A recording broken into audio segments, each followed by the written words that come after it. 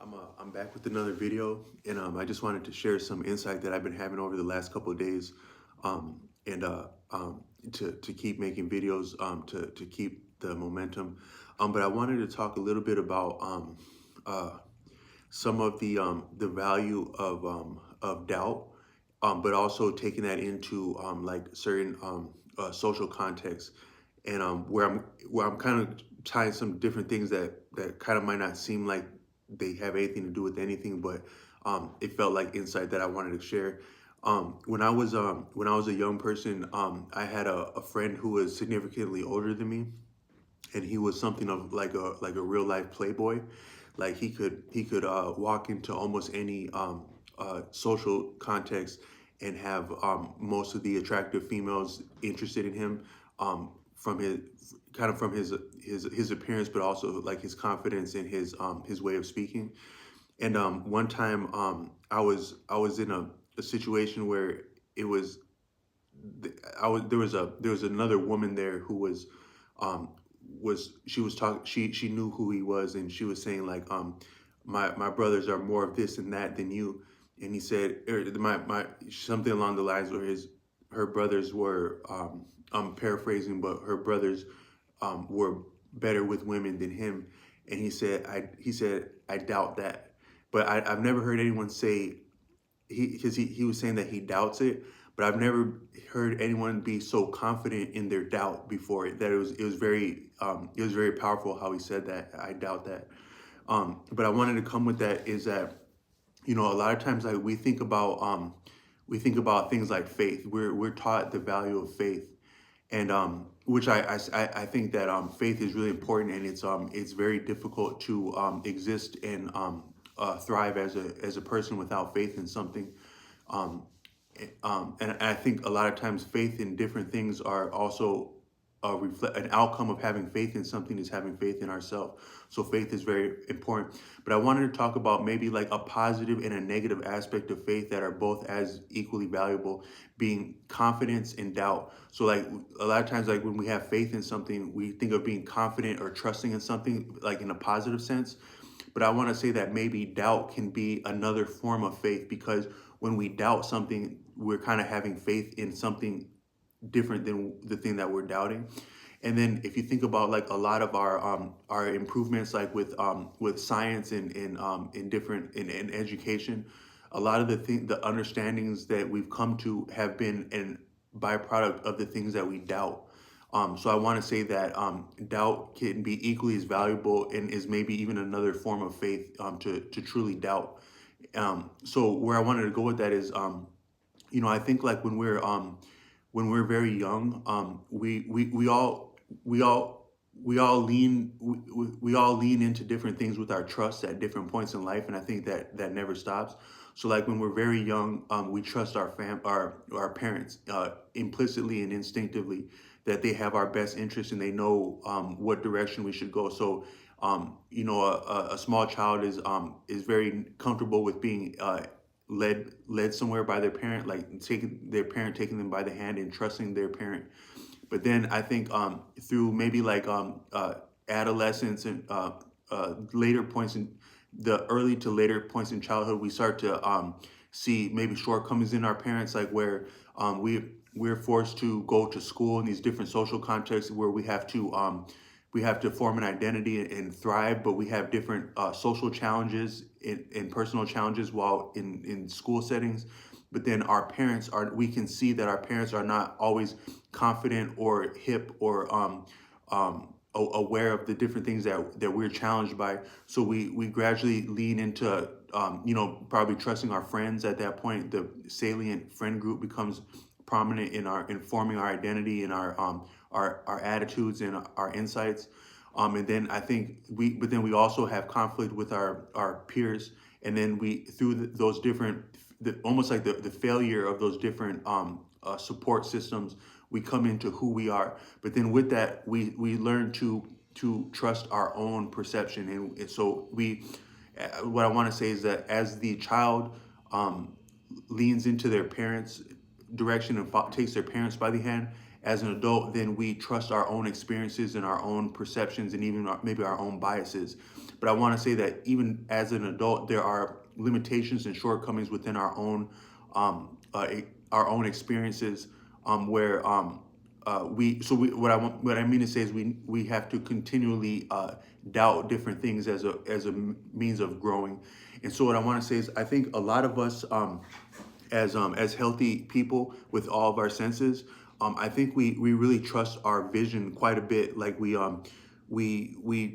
I would say probably we lead with our vision in different scenarios, and we trust that what we see with our eyes is really what's in front of us. But probably one of the most valuable but also frightening experiences that a person can have is to have something emerge from the blind spot of your awareness. So like people who are drivers know that as you drive a car, as you look out in front of you and then as you look in your mirrors, you have a certain perception of what's around you.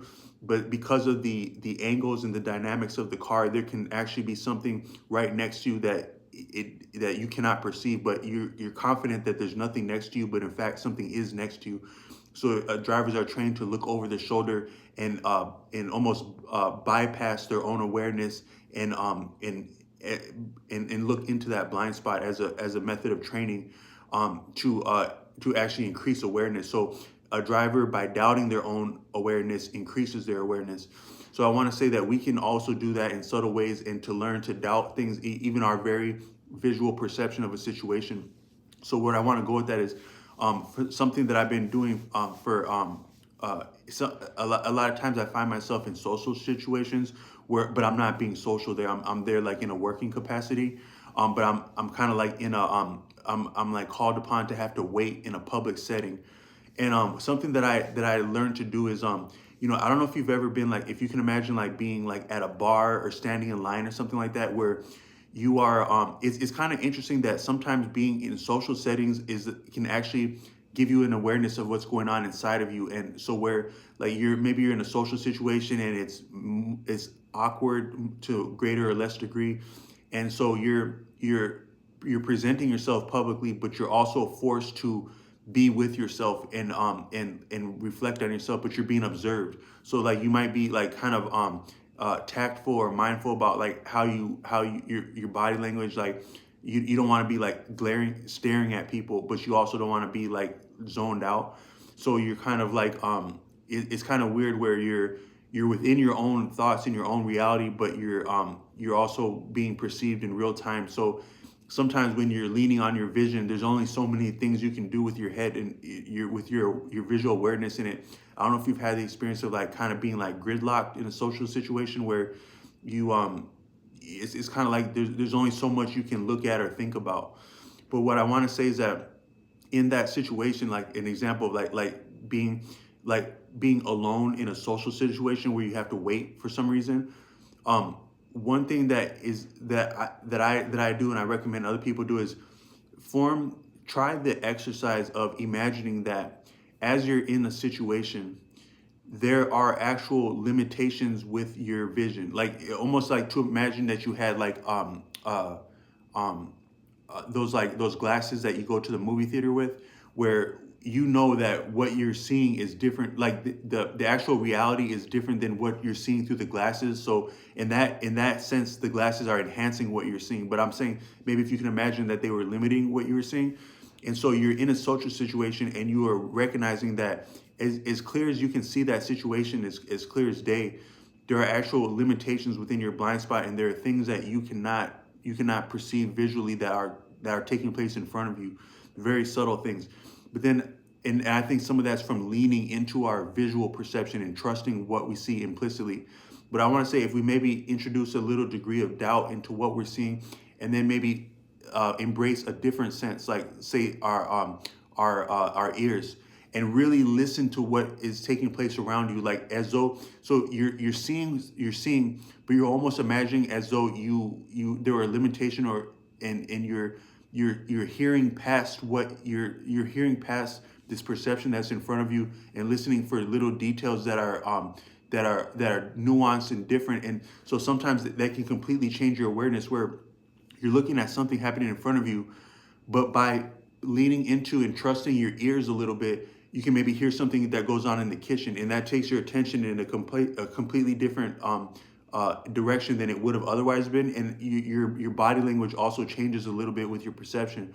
So when you're in these kind of strange, maybe awkward situations, you can alter your. So what I mean to say is you can alter your experience of a situation by both doubting your own perception and leaning into a different sense that you don't necessarily embrace. You could probably do the same thing with smell, like to be in a situation and really pay attention to what you're smelling as though you were leading with your nose, kind of like a dog does. And I think that by doubting something as implicit and clear as our visual perception, I think doubt enhances different things. So by doubting our perception, we can increase our perception and maybe change the experience that we would have in a situation where different thoughts occur to us, different body language is expressed by us, and people respond to us differently in very, very subtle ways because we altered we both doubted our perception, but then we started leaning into a different sense, and that can completely, in a very subtle way, that can completely alter the thoughts that occur to you in a situation, and the behavior that you're exuding by that subtle tweak. So I just want to put that out there as food for thought, that maybe consider doubt as another form of faith, maybe a negative form of faith, but that's equally powerful and valuable.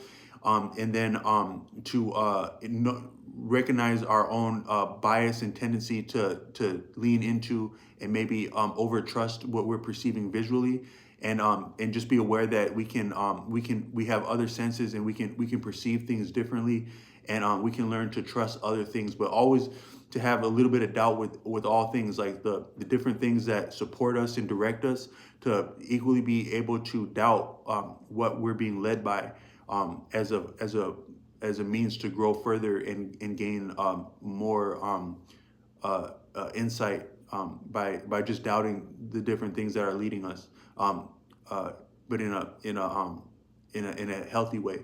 But I'm getting, it's getting a little. I'm coming down with the energy on that one, but I hope this can be valuable to someone. And I'm trying to keep up with the content. And I say, everyone, keep up the work and stay positive.